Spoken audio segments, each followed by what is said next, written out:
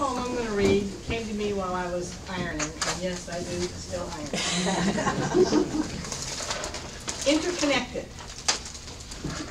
Fiji, India, China, Nepal, Korea, Brunei, Turkey, Macau, Jordan, Bahrain, Vietnam, Pakistan, Thailand, Malaysia, Sri Lanka, Indonesia, Cambodia, Singapore, Philippines, Hong Kong, Bangladesh, Lesotho, Mexico, Ecuador, Honduras, Nicaragua, El Salvador, Dominican Republic, and even the USA.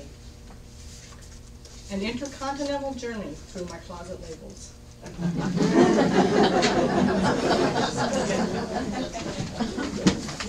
Well, most of you who know me know that Roger and I do a lot of traveling, and this one right here it was written last year after we came back from Africa. It's called Jiggering Along. And jiggering is a term they use a lot over there. Jiggering along. To South Africa we went. Modern Cape Town, clean ocean air, Table Mountain above it all, hopped on-off bus, Kirstenbosch Gardens, township tour, home-brewed beer, Robben Island Museum, flight to Hootspot, welcomed at Jackleberry Lodge, giraffes off back porch, twice daily safaris, saw the Big Five, bull elephant charge, saddle-billed stork, night drive for leopard, spitting cobra slithered by, hippos cooling in a lake, Cape buffalo and warthogs, off to Livingston, Zambia, Victoria Falls roar, Zambezi sundowner cruise, zebras and blue-balled monkeys, after a night in Joburg, a day in the air, welcomed home by my little dog, hot shower, and familiar bed.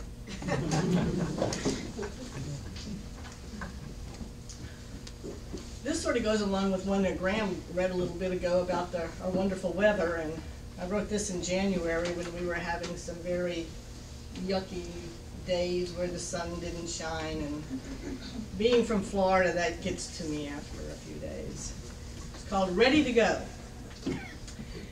As I opened the blinds this morning, it dawned on me how weary I am of the sky being dreary. I expect clouds and rain in London, Seattle, and Maine, but this is Florida, land of sun and outdoor fun. I think I'd rather be in Cuba or Cape Town, where the bright sky didn't let me down. And this one was written a couple of weeks later, when the weather had changed a bit. False spring. Temperatures in the 80s. Winter must be gone. Red maples bloom, willows rebound, oaks and pines show new growth as smilax sprouts. Green returns to ground coverings. Pink prickly pear pods emerge. Laura petulum in full color. One pink phlox says hello. Azaleas too. Red berries still on the hollies. Sweet gums and elms with last year's leaves. One chartreuse leaf on a red bud tree. It's January. Imagine March. This one, for anybody who does yoga, will understand this one. If you don't, go out there and start doing yoga. It's called Healing Postures, a tribute to Mary. Mountain, center. Breathe deeply. Shoulder rolls, forward and back. Head turns and tilts with eye rolls. Wake up feet, toe raises.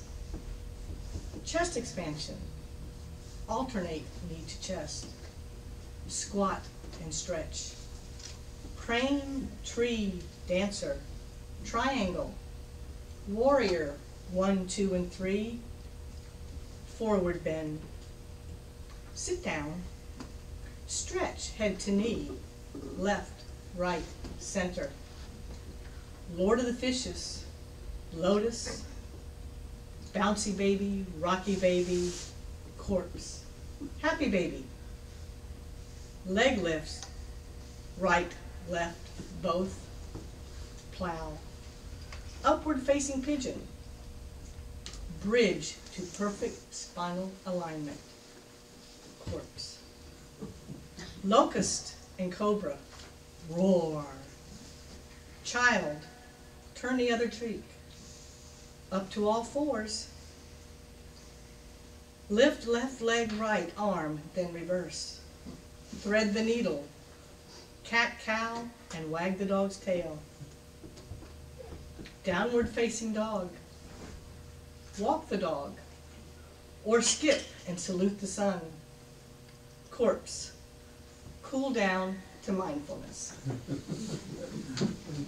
And this is for all you little people who have little dogs. The eyes have it. My mother professed to have eyes in the back of her head. I almost believed. How else could she know what her 5 little darlings were doing at all times? Lately, in the kitchen and at the table, I've noticed that I also have eyes on the back of my head. Instead of looking out, these eyes pierce me. The intense stare of my beady-eyed skipperky drills through my skull into my psyche, reminding me that she is there and will be until she licks every dish, pot, pan, or chopping board I'm using. It's a job which she takes very seriously. On her watch, there is no crumb left behind.